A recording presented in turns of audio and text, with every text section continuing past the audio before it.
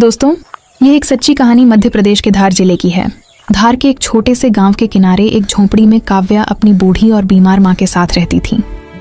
गरीबी उनके घर की दीवारों में ही नहीं, उनकी किस्मत में भी बसी हुई थी। दिन भर मजदूरी करके जो कुछ मिलता उसी से 2 वक्त की रोटी बनती थी। कई बार तो 1 वक्त खाकर ही माँ बेटी सो जाती थी। उस दिन शाम से ही आसमान पर काले बादल छा गए थे। हवा इतनी तेज चल रही थी कि लगता था जैसे आज कुछ अनहोनी होने वाली है। रात होते होते मूसलाधार बारिश शुरू हो गई। बिजली चमकती तो झोंपड़ी के अंदर तक उजाला भर जाता और फिर अंधेरा सब कुछ निगल लेता। काव्या अपनी माँ के पास बैठी थी।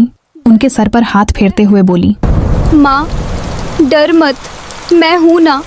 माँ हल्की सी मुस्कुराई और बोली, डर मुझे नहीं, बस तेरी फिक्र होती है बेटी। तभी अचानक दरवाजे पर जोर जोर से दस्तक होने लगी। काव्या का दिल जोर से धड़कने लगा। इतनी रात को ऐसे तूफान में कौन हो सकता है?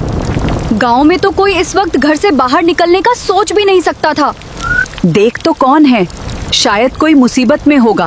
काव्या ने डरते डरते दरवाजे की तरफ कदम बढ़ाए। उसके हाथ कांप रहे थे। उसने धीरे से दरवाजा खोला और सामने जो देखा उसे देखकर वह एक पल के लिए साकित रह गई। एक नौजवान लड़का, पूरी तरह भीगा हुआ, कपड़े कीचड़ से सने हुए, माथे से खून बह रहा था। उसकी सांसें तेज चल रही थीं, जैसे बहुत दूर से भाग कर आया हो। लड़के ने मुश्किल से कहा, प्लीज मुझे बस 1 रात के लिए पनाह दे दीजिए। मेरी गाड़ी का एक्सीडेंट हो गया है, मैं कहीं और नहीं जा सकता। काव्या ने एक पल के लिए उसे देखा। मन में डर भी था, शक भी था, लेकिन तभी उसे अपनी माँ की बात याद आई। मुसीबत में मदद करना ही असली इंसानियत होती है। उसने बिना कुछ और सोचे दरवाज़ा पूरी तरह खोल दिया और बोली, अंदर आ जाइए। लड़का लड़खड़ाते हुए अंदर आया और एक कोने में बैठ गया। काव्या ने फौरन पुराने कपड़े का एक टुकड़ा लिया और उसकी चोट साफ करने लगी। उसके हाथों में डर नहीं, बस इंसानियत थी। लड़का दर्द से कराह रहा था, लेकिन उसकी आंखें बार बार काव्या की तरफ उठ रही थीं, जैसे वह समझ नहीं पा रहा था कि इतनी गरीबी में भी कोई इतना बड़ा दिल कैसे रख सकता है। काव्या की माँ ने धीमी आवाज में पूछा, कौन है बेटी? कोई मुसाफिर है माँ, मुसीबत में है, बस 1 रात रखेंगे। तो फिर ठीक किया तूने।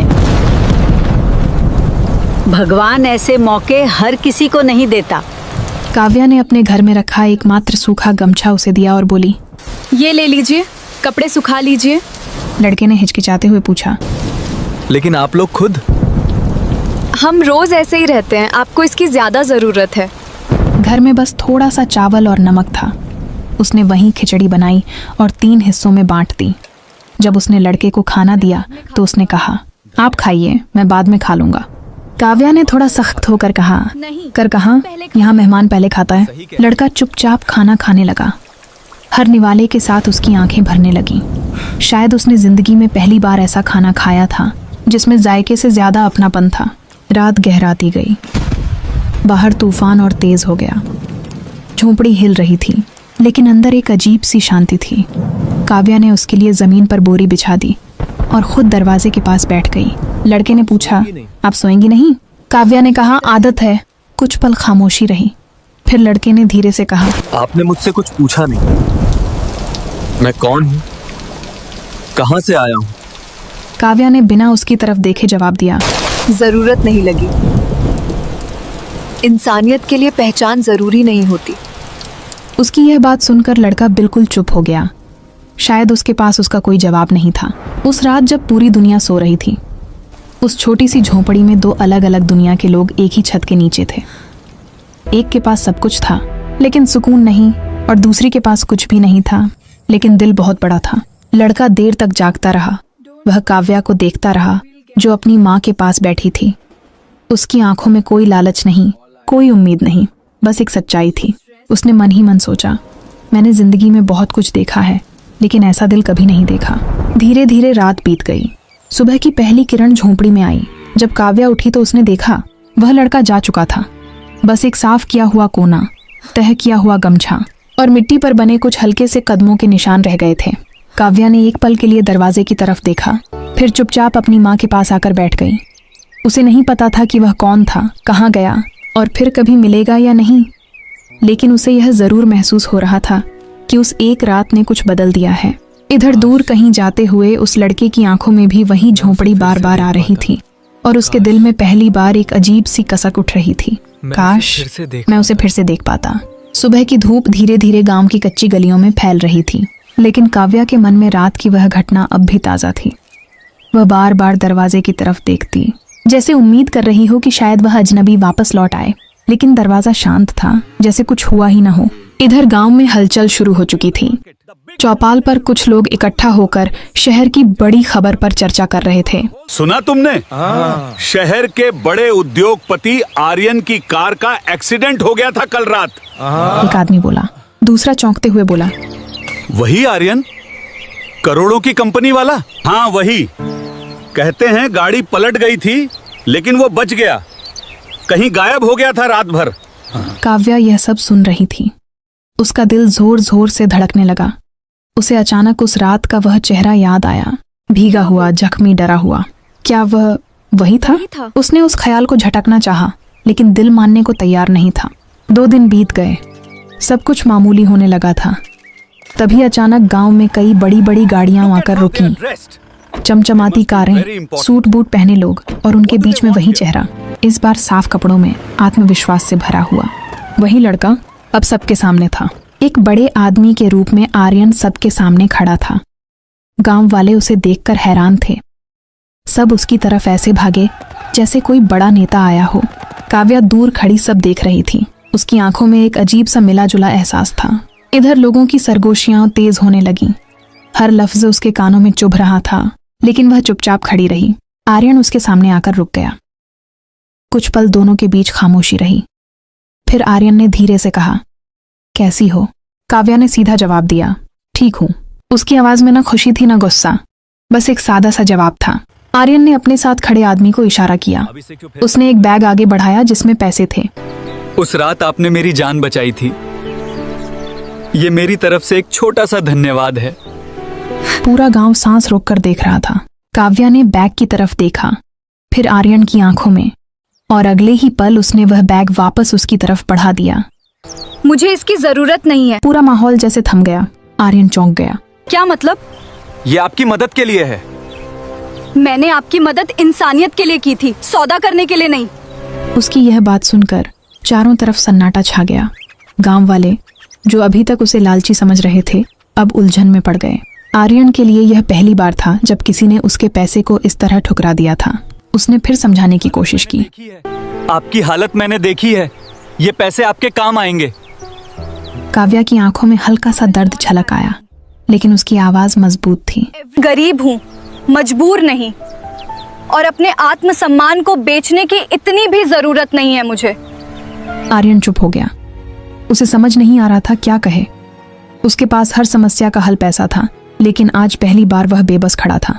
भीड़ में खड़े लोग अब धीरे धीरे फिर से कानाफूसी करने लगे। देखा, ड्रामा कर रही है, पहले फंसाया, अब नाटक कर रही है। ऐसे लोग भरोसे के लायक नहीं होते। यह बातें अब काव्या के दिल को तोड़ रही थीं। उसकी आंखें भर आईं, लेकिन उसने खुद को संभाल लिया। वह मुड़ी और बिना कुछ कहे अपने घर की तरफ चल दी। आर्यन वहीं खड़ा रह गया। उसने पहली बार महसूस किया कि उसकी मौजूदगी ने किसी की जिंदगी आसान नहीं बल्कि मुश्किल बना दी है। उस रात की याद, जो उसके लिए सुकून थी, अब काव्या के लिए बोझ बन गई थी। कुछ देर बाद आर्यन धीरे धीरे काव्या के घर की तरफ गया। काव्या दरवाजे के पास अपनी माँ के साथ बैठी थी। उसकी आंखें लाल थीं, लेकिन वह रो नहीं रही थी। आर्यन ने धीरे से कहा, मुझे माफ कर दो, मेरा इरादा तुम्हें तकलीफ देने का नहीं था। काव्या ने उसकी तरफ देखे बिना कहा, आपको माफी मांगने की जरूरत नहीं है। आपने वही किया जो आपकी दुनिया सिखाती है। और तुम्हारी दुनिया क्या सिखाती है? मेरी दुनिया सिखाती है कि मदद की कीमत नहीं होती। यह सुनकर आर्यन के पास कोई जवाब नहीं था। वह कुछ पल खड़ा रहा, फिर धीरे से बोला, अगर कभी जरूरत पड़े तो मुझे बताना। जरूरत होगी तो भगवान किसी को भेज देगा। उसकी यह बात आर्यन के दिल में गहराई तक उतर गई। वह चुपचाप वहां से चला गया, लेकिन इस बार उसके कदम भारी थे। गाड़ी में बैठते ही उसने आखिरी बार उस झोंपड़ी की तरफ देखा। उसे महसूस हो रहा था कि वह कुछ पीछे छोड़ आया है, कुछ ऐसा जिसे वह पैसे से कभी खरीद नहीं सकता। इधर काव्या अपने घर के अंदर गई और माँ के पास बैठ गई। माँ ने धीरे से पूछा, क्या हुआ? इस बार काव्या खुद को रोक ना पाई। उसकी आंखों से आंसू बहने लगे। वह बोली, माँ, क्या गरीब होना इतना बड़ा गुनाह है? लोग क्यों सोचते हैं कि हम हर चीज पैसे के लिए करते हैं? माँ ने कांपते हाथों से उसका चेहरा पकड़ा और कहा, नहीं बेटी, गुनाह गरीब होना नहीं है, गुनाह है इंसानियत खो देना, और तूने वो नहीं खोई है। काव्या ने सर माँ की गोद में रख दिया। बाहर आसमान साफ हो चुका था, लेकिन उसके दिल में तूफान अब भी चल रहा था। और दूसरी तरफ आर्यन अपनी गाड़ी में बैठा खिड़की से बाहर देखते हुए सोच रहा था, जिस लड़की को मैं मदद देना चाहता था उसने मुझे ही छोटा बना दिया। उसके अंदर कुछ बदल रहा था, अहंकार टूट रहा था और एक नया एहसास जन्म ले रहा था। वह एहसास जो शायद इंसानियत से शुरू होकर कुछ और बन सकता था। दिन धीरे धीरे बीत रहे थे, लेकिन काव्या की जिंदगी जैसे थम सी गई थी। गांव वालों की बातें अब भी उसके कानों में गूंजती रहती थीं। वह पहले जैसी खुलकर हंसने वाली लड़की नहीं रही थी। अब वह चुप रहती, अपने काम में लगी रहती और शाम होते ही अपनी माँ के पास बैठ जाती। लेकिन एक शाम अचानक सब कुछ बदल गया। काव्या की माँ की तबीयत अचानक बहुत बिगड़ गई। उनकी सांसें तेज चलने लगीं, शरीर ठंडा पड़ने लगा। काव्या घबरा गई। माँ, आंखें खोलो, वह रोते हुए बोली। माँ ने मुश्किल से आंखें खोली। बेटी, शायद अब ज्यादा समय नहीं है। ऐसा मत कहो माँ, मैं अभी डॉक्टर को बुलाती हूँ। काव्या घबराकर बाहर भागी। वह पूरे गांव में दौड़ी, एक एक दरवाजे पर गई। कृपया मदद कर दीजिए, माँ की हालत बहुत खराब है। लेकिन हर दरवाजे से वही जवाब मिला, हम क्यों मदद करें? जाओ उस अमीर आदमी से कहो। अब याद आए गरीबों की? वह टूट रही थी, लेकिन हार मानने को तैयार नहीं थी। वह वापस घर आई, माँ के पास बैठ गई और उनका हाथ पकड़कर रोने लगी। इसी समय दूर सड़क पर एक गाड़ी रुकी। वह आर्यन था। उसे शहर में बैठकर भी चैन नहीं मिल रहा था। काव्या की बातें, उसकी आंखें, उसका आत्मसम्मान, सब कुछ उसके मन में घूम रहा था। आखिरकार वह खुद को रोक नहीं पाया और वापस गांव आ गया। जैसे ही वह काव्या के घर के पास पहुंचा, उसे अंदर से रोने की आवाज सुनाई दी। वह बिना सोचे अंदर चला गया। काव्या ने उसे देखा। उसकी आंखों में गुस्सा नहीं था, बस बेबसी थी। मेरी माँ, वह सिर्फ इतना कह पाई। आर्यन ने फौरन स्थिति समझ ली। उसने बिना कुछ पूछे अपने लोगों को फोन किया, अभी एम्बुलेंस भेजो, फौरन। कुछ ही मिनटों में एम्बुलेंस आ गई। गांव वाले दूर खड़े तमाशा देख रहे थे, लेकिन इस बार किसी ने कुछ नहीं कहा। काव्या अपनी माँ को लेकर अस्पताल पहुंची। रास्ते भर वह उनका हाथ पकड़े रोती रही। अस्पताल में डॉक्टरों ने फौरन इलाज शुरू किया, लेकिन हालत बहुत गंभीर थी। काव्या बाहर बैठी थी, सर झुकाए, हाथ जोड़कर भगवान से प्रार्थना कर रही थी। आर्यन उसके पास खामोश खड़ा था। कुछ देर बाद काव्या ने धीमे से कहा, आपको आने की जरूरत नहीं थी। आर्यन ने शांत आवाज में जवाब दिया, जरूरत थी, क्योंकि इस बार मैं सिर्फ मदद नहीं कर रहा, मैं साथ खड़ा हूं। काव्या ने उसकी तरफ देखा। पहली बार उसे आर्यन की आंखों में कोई अहंकार नहीं दिखा। कुछ देर बाद डॉक्टर बाहर आए। उनके चेहरे से ही सब समझ आ रहा था। हम पूरी कोशिश कर रहे हैं, लेकिन मरीज की हालत बहुत नाजुक है। काव्या के पैर जैसे जमीन में धंस गए। वह दौड़कर अंदर गई। माँ बेहोश थीं, मशीनों से जुड़ी हुई। काव्या उनके पास बैठ गई और रोते हुए बोली, माँ, मैं आ गई, आप ठीक हो जाओ। अचानक माँ ने धीरे धीरे आंखें खोली। उन्होंने काव्या को देखा, फिर पास खड़े आर्यन को। कमजोर आवाज में बोली, बेटा इधर आओ। आर्यन थोड़ा झिझकते हुए पास आया। माँ ने उसका हाथ पकड़ा और उसे काव्या के हाथ में रख दिया। मेरी बेटी बहुत मजबूत है, लेकिन अकेली है। उनकी आवाज कांप रही थी। इसे कभी अकेला न छोड़ना। ये सुनते ही काव्या जोर से रो पड़ी। माँ, ऐसा मत कहो। आर्यन की आंखें भी भर आईं। उसने पहली बार किसी के सामने खुद को इतना तन्हा महसूस किया। उसने धीमे से कहा, मैं वादा करता हूं, इसे कभी अकेला नहीं छोड़ूंगा। माँ के चेहरे पर हल्की सी मुस्कान आई और अगले ही पल उनकी सांसें थम गईं। मशीन की सीधी लाइन ने सब कुछ खत्म कर दिया। माँ, काव्या की चीख पूरे अस्पताल में गूंज उठी। वह माँ के सीने से लिपटकर फूट फूट कर रोने लगी। आर्यन वहीं खड़ा था। उसकी आंखों से भी आंसू बह रहे थे। उसने अपने जीवन में बहुत कुछ खोया था, लेकिन आज जो उसने देखा वह उससे सहा नहीं जा रहा था। उसके मन में एक ही बात घूम रही थी, अगर मैं पहले आ जाता, अगर मैंने अपने अहंकार को पहले छोड़ दिया होता। उसे खुद से नफरत होने लगी। वह बाहर आया और पहली बार जोर जोर से रो पड़ा। एक करोड़पति आदमी जिसके पास सब कुछ था, आज खुद को सबसे गरीब महसूस कर रहा था। इधर काव्या अब बिल्कुल टूट चुकी थी। जिस माँ के लिए वह जी रही थी, वही अब उसके पास नहीं थी। कुछ देर बाद अंतिम संस्कार की तैयारी होने लगी। आर्यन हर जगह उसके साथ था, बिना कुछ कहे, बिना किसी दिखावे के। गांव वाले अब चुप थे। उनकी आंखों में भी पछतावा था। जब चिता को आग दी गई, काव्या वहीं बैठ गई। उसकी आंखें सूख चुकी थीं, अब आंसू भी खत्म हो चुके थे। आर्यन धीरे से उसके पास आया और बोला, काव्या। काव्या ने उसकी तरफ देखा। उसकी आवाज में अब दर्द के साथ साथ एक अजीब सी शांति थी। अब कोई नहीं है मेरा। आर्यन ने धीरे से कहा, मैं हूं। काव्या कुछ पल उसे देखती रही। उसकी आंखों में सवाल नहीं थे, बस खालीपन था। आप क्यों हैं? उसने पूछा। आर्यन ने गहरी सांस ली। क्योंकि उस रात तुमने मुझे सिर्फ पनाह नहीं दी थी, तुमने मुझे इंसान बनना सिखाया था। काव्या की आंखों में फिर आंसू आ गए, लेकिन इस बार वह दर्द के नहीं, एक हल्के से भरोसे के थे। उस रात जब सब खत्म हो चुका था, वहीं से कुछ नया शुरू भी हो रहा था। आर्यन अब सिर्फ एक अमीर आदमी नहीं था, वह एक ऐसा इंसान बन चुका था जो किसी के दर्द को अपना दर्द समझने लगा था। और काव्या, जिसने सब कुछ खो दिया था, अब शायद अकेली नहीं थी। लेकिन यह रिश्ता अभी नाम का नहीं था, ये सिर्फ एक वादा था, एक ऐसा वादा जो आगे चलकर उनकी जिंदगी की सबसे बड़ी सच्चाई बनने वाला था। माँ के जाने के बाद काव्या की दुनिया जैसे पूरी तरह बदल गई थी। घर वहीं था, दीवारें वहीं थीं, लेकिन अब उस झोंपड़ी में सन्नाटा बस गया था। हर कोना उसे माँ की याद दिलाता था। चूल्हे की राख, खाट का खाली हिस्सा और वह पुराना गमछा, सब कुछ जैसे उससे सवाल करता था, अब आगे क्या? कुछ दिनों तक काव्या बिल्कुल चुप रही, न किसी से बात, न कहीं आना जाना, बस दिन भर माँ की यादों में खोई रहती। आर्यन रोज आता, लेकिन कभी उस पर अपनी मौजूदगी थोपता नहीं था। वह बस दूर बैठकर देखता रहता, जैसे किसी टूटे हुए इंसान को खुद को संभालने का वक्त दे रहा हो। एक दिन शाम को जब सूरज ढल रहा था, आर्यन चुपचाप काव्या के पास आकर बैठ गया। कुछ देर दोनों के बीच खामोशी रही।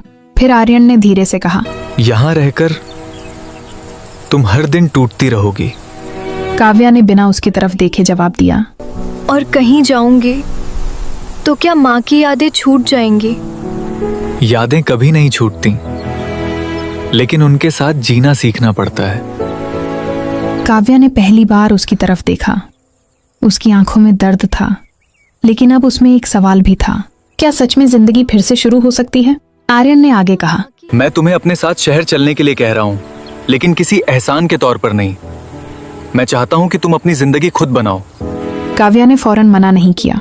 वह सोच में पड़ गई। उस रात उसने बहुत सोचा। माँ की बातें याद आईं, बेटा इंसानियत कभी मत छोड़ना। और फिर उसे आर्यन का वह वादा याद आया, मैं इसे कभी अकेला नहीं छोड़ूंगा।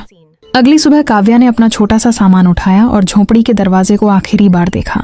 उसने धीरे से कहा, ए माँ, मैं जा रही हूँ, लेकिन आपकी सीख साथ ले जा रही हूँ। और फिर वह आर्यन के साथ शहर चली गई।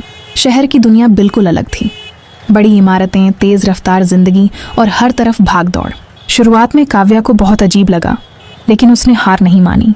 आर्यन ने उसे अपने घर में रखने के बजाय एक छोटा सा किराए का कमरा दिलवाया। उसने कहा, तुम्हें अपने पैरों पर खड़ा होना है, तभी ये सफर सही मायनों में तुम्हारा होगा। काव्या ने छोटे छोटे कामों से शुरुआत की, कभी सिलाई, कभी बच्चों को पढ़ाना। धीरे धीरे उसने खुद को संभालना शुरू किया। इधर आर्यन भी बदल चुका था। अब वह सिर्फ बिजनेस नहीं देखता था, बल्कि लोगों की मदद करने के नए रास्ते ढूंढता था। एक दिन आर्यन ने काव्या से कहा, हम मिलकर कुछ ऐसा करें जिससे उन लोगों की मदद हो सके जो हमारी तरह मुश्किल में हैं। काव्या की आंखों में चमक आ गई, जैसे एक संस्था जहां कोई भी जरूरतमंद आए और उसे मदद मिले, बिना सवाल, बिना शर्त। यहीं से दोनों ने मिलकर एक छोटा सा एनजीओ शुरू किया। शुरुआत मुश्किल थी, लेकिन धीरे धीरे लोग जुड़ते गए। काव्या का दिल और आर्यन के संसाधन दोनों मिलकर चमत्कार करने लगे। कभी कोई भूखा आता, कभी कोई बीमार, कभी कोई बेसहारा, और हर बार काव्या दरवाजा खोलकर कहती, अंदर आइए। समय के साथ दोनों का रिश्ता भी बदलने लगा।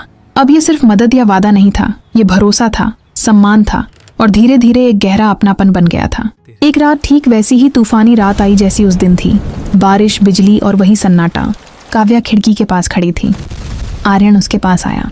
कुछ पल दोनों ने बिना कुछ कहे बारिश को देखा। फिर काव्या ने धीरे से कहा, याद है, एक ऐसी ही रात थी जब तुम मेरे द्वार आए थे। आर्यन हल्का सा मुस्कुराया। और तुमने बिना कुछ पूछे द्वार खोल दिया था। काव्या ने उसकी तरफ देखा। उस रात मैंने तुम्हें पनाह दी थी, और आज तुम्हें मुझे जीने का सहारा दिया है। आर्यन की आंखें गहरी हो गईं। उसने धीरे से कहा, काव्या, क्या तुम मेरे साथ सिर्फ ये सफर नहीं, पूरी जिंदगी चलोगी? कमरा एक पल के लिए बिल्कुल शांत हो गया। काव्या की आंखों में आंसू आ गए, लेकिन इस बार वह दर्द के नहीं थे। वह मुस्कुराई और बोली, मैंने तुम्हें उस रात एक अजनबी समझकर अपनाया था। आज मैं तुम्हें अपना सब कुछ मानकर हाँ कहती हूँ। कुछ ही दिनों बाद दोनों की शादी इसी गांव में हुई। वही लोग जो कभी ताने मारते थे आज आशीर्वाद दे रहे थे। काव्या ने उसी झोंपड़ी के सामने खड़े होकर आखिरी बार आसमान की तरफ देखा, जैसे माँ को बता रही हो, देखो माँ, आपकी बेटी अकेली नहीं है। शादी के बाद भी दोनों ने अपना काम नहीं छोड़ा। उनका एनजीओ अब सैकड़ों लोगों की जिंदगी बदल रहा था। और फिर एक दिन दरवाजे पर दस्तक हुई। ठक ठक। काव्या और आर्यन दोनों एक साथ दरवाजे की तरफ बढ़े। दरवाजा खोला। बाहर एक डरा हुआ भीगा हुआ आदमी खड़ा था। दोनों ने एक दूसरे की तरफ देखा, फिर मुस्कुराए और एक साथ बोले, अंदर आइए। यहाँ इंसानियत भी मिलती है और अपना घर भी।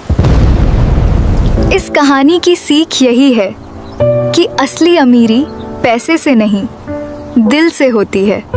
जिसके पास देने का दिल है वही सबसे बड़ा इंसान है। एक छोटी सी मदद, एक सच्चा दिल किसी की पूरी जिंदगी बदल सकता है। अब आपसे एक सवाल, अगर उस रात आप काव्या की जगह होते तो क्या आप भी एक अनजान इंसान के लिए अपना द्वार खोलते? अगर इस कहानी ने आपके दिल में हल्की सी भी खुशी या सुकून की लहर जगाई हो तो इसे अपने दोस्तों और परिवार के साथ जरूर साझा करें। क्या पता आपका एक छोटा सा शेर किसी और की जिंदगी में मुस्कान की वजह बन जाए। और अगर आपको ऐसी दिल को छू लेने वाली कहानियाँ पसंद हैं, तो हमारे चैनल ख्वाबिदा टेल्स को सब्सक्राइब करना न भूलें, क्योंकि यहाँ हर कहानी सिर्फ सुनी नहीं, महसूस की जाती है। दोस्तों, अब इजाजत दीजिए, फिर मिलेंगे एक नई कहानी के साथ जो आपके दिल के किसी कोने को छू जाएगी। तब तक के लिए खुश रहें, मस्त रहें, स्वस्थ रहें। जय हिंद।